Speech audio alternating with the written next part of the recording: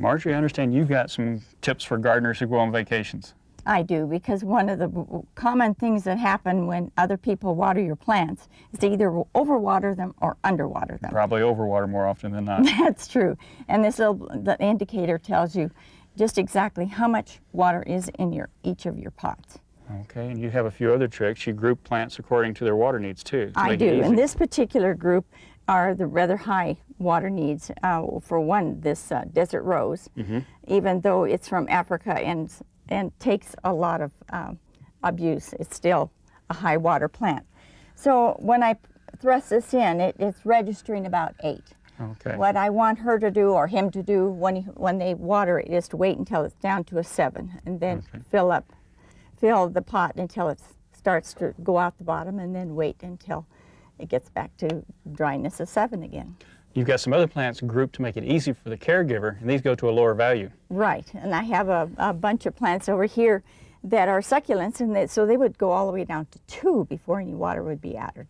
And you've got some garden tips out in the garden as well. I do. Let's go take a look at them. Great.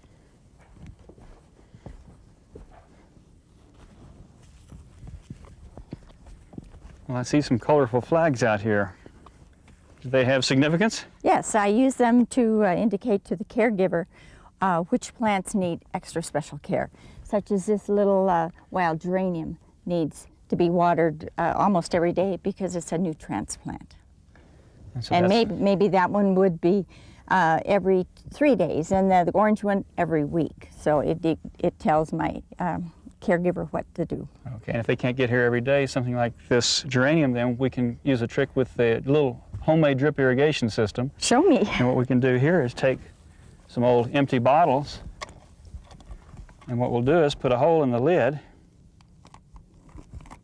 That wasn't very hard to do. You don't want it too large. And what we'll do is we'll release that so we can crush it. And we'll cut the end off.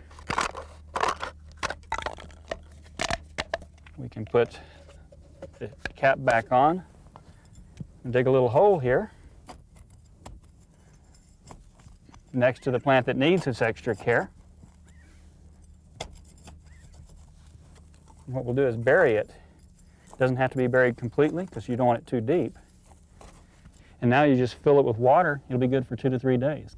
For larger plants or those that need more water, you can use a larger bottle. These go up to 2-liter size, or even milk jugs, which are even bigger.